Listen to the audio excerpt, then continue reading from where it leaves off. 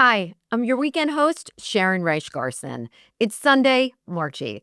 Today, Trump rejects settling the Iran war. Tehran moves closer to picking a new supreme leader. Israel strikes a hotel in the heart of Beirut, raising fears the scope of strikes could expand.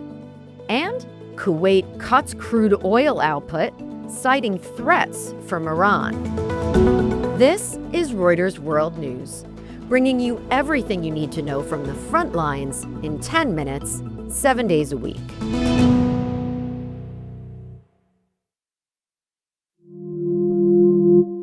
U.S. President Donald Trump is doubling down on his war with Iran, saying it may only end with Iran's military and rulers wiped out. Trump telling reporters aboard Air Force One that he's not interested in negotiating with Iran. They'd like to settle. We're not looking to settle. And adding, at some point, I don't think there'll be anybody left maybe to say we surrender, but they're being decimated. Asked about the possibility of sending ground troops to secure nuclear sites, Trump says it's something that could happen, quote, later on. Also on Saturday, Trump, along with Vice President J.D. Vance and Defense Secretary Pete Hegseth, were at Dover Air Force Base for the arrival of the bodies of 6 U.S. soldiers killed in the war. Israel's expanded its bombardment of Iran overnight, striking fuel depots near Tehran. And in the early hours of Sunday, an Israeli strike hit an apartment inside the Ramada Hotel building in Beirut. Israel says the attack targeted Iranian commanders operating in the Lebanese capital.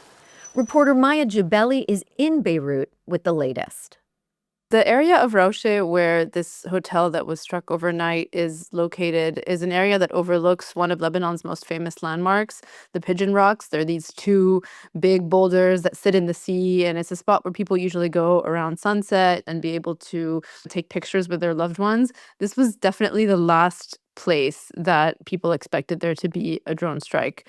And it's really freaked people out because until now, most of the strikes have been concentrated around Beirut's southern suburbs and then, of course, in southern Lebanon and in the country's east. But that area had been left alone. What is particularly concerning, really, is that the Israeli military said that it was targeting Iranian Quds Force commanders in that strike. They're saying that the Quds Force is active in supporting Hezbollah in this front against Israel. The authorities in Lebanon have said if there are any Iranian commanders that are here, we are going to arrest and deport them. We haven't had any indication that that's actually happened yet, but that is definitely a point of tension and of concern for Lebanese authorities. Across the Gulf, Iran's drone attacks have sparked fires in several countries, including Saudi Arabia, Kuwait, and the UAE.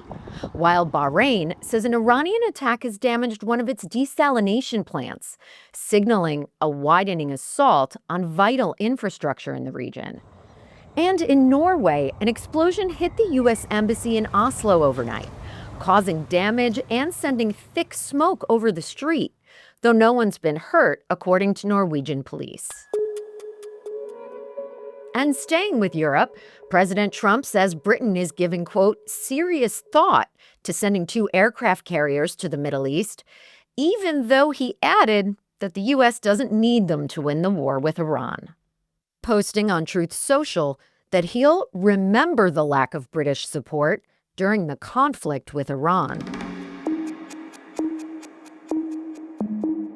Meanwhile, in Tehran, Iran's hierarchy is showing signs of fracturing. Sources tell Reuters that hardliners in the Revolutionary Guard are furious after President Masoud Pezeshkian pledged not to strike Gulf states, a statement that triggered a swift backlash and a partial walkback. This as the clerical body choosing Iran's next supreme leader have more or less reached a consensus, according to the Mehr news agency. The Assembly of Experts has said it could meet as soon as today to make the decision. The Israeli military, in a post on X, is warning it will pursue every successor.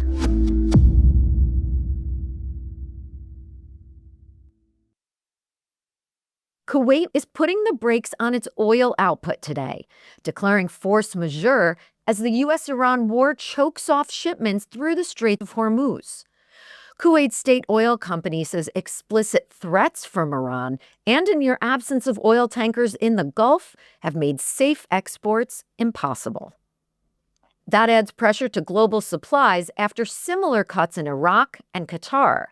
With 20% of the world's oil and LNG normally moving through Hormuz, analysts warn Saudi Arabia and the UAE could soon be forced to scale back too. Airlines are facing huge travel disruptions due to the war in the Middle East. And according to European airlines and travel correspondent Joanna Pluchinska, that could have a significant impact on the tourism industry. Tens of thousands of flights all around the world have been canceled or rescheduled. And the problem with the aviation system is that everything is timed down to the second, and any disruption has a huge knock-on effect, which means that even if we had peace in the Middle East tomorrow, it would still take weeks for the airline schedule around the world to return to normal. Dubai Airport in particular is a very, very key hub for international travel between North America and Asia, Europe and Asia. It's really a connecting hub. At the moment, it's very, very difficult for any airline to predict. So most are being quite cautious in saying when they might reinstitute any services. I think what we're going to see, depending on how this war drags out, is a reorganization of where people want to go. Everyone now is looking at booking their summer holidays, their Easter holidays even. And these are really key moments for airline businesses to earn money. What we're already seeing is a real shift in bookings where people are more willing to travel closer to home. For more on how global markets brace for a prolonged Middle East conflict as energy prices drive uncertainty, listen to our sister podcast, Morning Bid. The link is in the show notes. There's a major rift inside the Anglican communion, and it's getting bigger. The conservative GAFCON bloc, rooted mainly in Africa and Asia, is telling members to skip all meetings led by the Archbishop of Canterbury. They also want churches to stop sending money for the communion's central structures. And the timing here is noteworthy. It's happening just weeks before the communion installs its first female Archbishop of Canterbury, Sarah Mullally, a change that's sharpening long-running divides over women's ordination and LGBTQ+ inclusion. GAFCON leaders say they're setting up a rival council. Correspondent Ibrahim Achurga is in Abuja. This has been a long time coming. They say that for about 2 decades now, the other group led by Canterbury have deviated from the doctrine. And despite repeated warnings, they have refused to heed the concerns of the global Anglican community. So this is actually a full-blown split because they have effectively cut off a working relationship with Canterbury, being that they have asked all provinces to rewrite their constitutions and expunge any affiliations with Canterbury. Scientists in Texas say they've managed to grow chickpeas in something close to moon dirt. And that could actually matter if humans plan to stay on the lunar surface for more than a quick visit. Reporter Will Dunham says this is a real step toward letting astronauts on long-term missions grow some of their own food. It's impractical to have all the food supplies needed for lunar bases flown in from Earth to the moon. So having a local food source is vital for the health of the astronauts.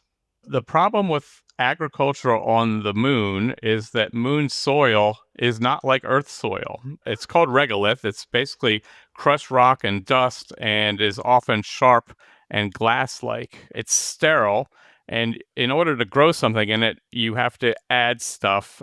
So in order to encourage the chickpeas to grow, the researchers coated them with beneficial fungi.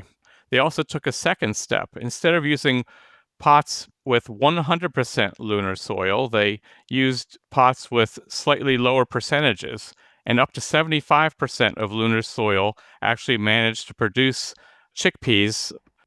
Will says chickpeas are an ideal test case because they're high in protein and other essential nutrients. But before they rush to grow them in a greenhouse in space, they still need to find out how they actually taste.